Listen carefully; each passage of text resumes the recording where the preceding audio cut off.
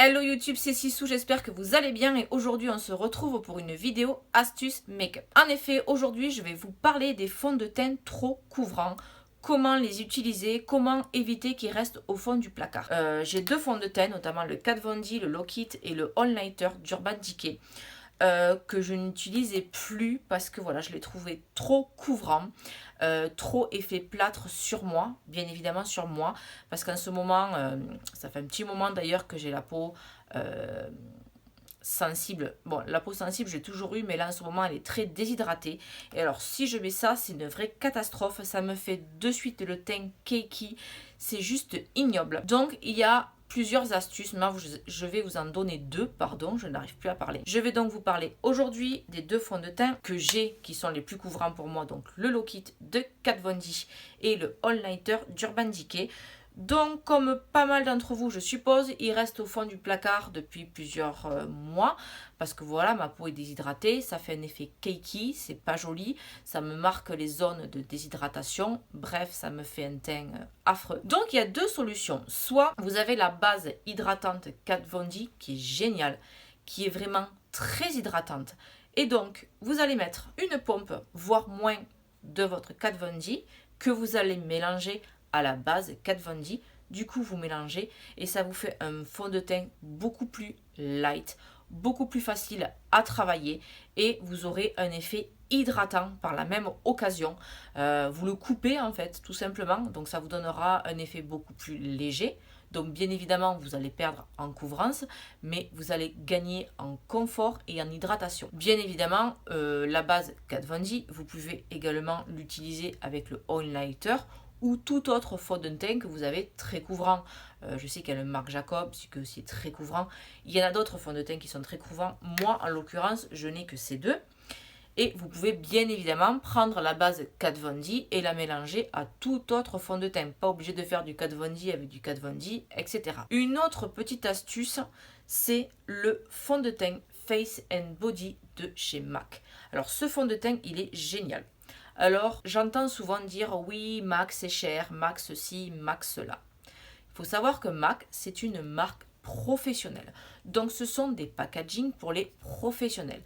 Donc, souvent, et même 90% du temps, ce sont des gros contenants. Donc quand on dit ah c'est cher, par exemple je prends le Studio Fix Free que j'adore, il est dans une trentaine d'euros, c'est pas plus cher qu'un autre fond de teint en 30 ml. Pareil, les blushs, les enlumineurs, ils sont énormes. Vous en avez pour une vie et ce sont des bons produits et des produits professionnels. Donc il faut savoir aussi payer la marque et notamment ce fond de teint, le Face and Body.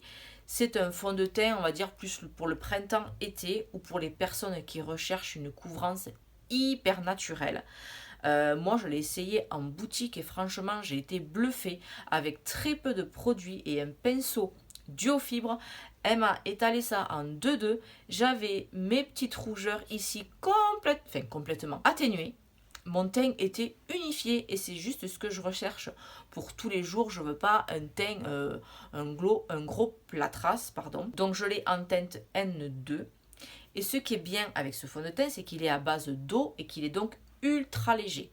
Donc par exemple, pareil qu'avec la base hydratante, vous prenez un petit peu de votre Kat Von D, vous mettez du Face and Body, vous mélangez avec le dos de votre pinceau sur le dos de votre main ou sur une palette et alléluia, vous avez un fond de teint beaucoup plus léger, beaucoup plus facile à appliquer et beaucoup plus hydratant. Comme c'est à base d'eau, ça permet aussi une hydratation. Et le prix, les amis, le prix, c'est-à-dire que là, moi j'ai pris le 120 ml, à savoir qu'un fond de teint lambda, c'est 30 ml. Donc je crois qu'on est sur une quarantaine d'euros pour le Kat Von D. Donc le Face and Body en 50 ml est à 33 euros, c'est-à-dire le prix d'un fond de teint lambda. Seulement, il y en a 2 fois plus. Et le prix du 120 ml est à 47 euros, donc 4 fois plus qu'un fond de teint lambda. Voilà, c'était une vidéo courte. Soit vous achetez la base Kat Von D, qui est super hydratante,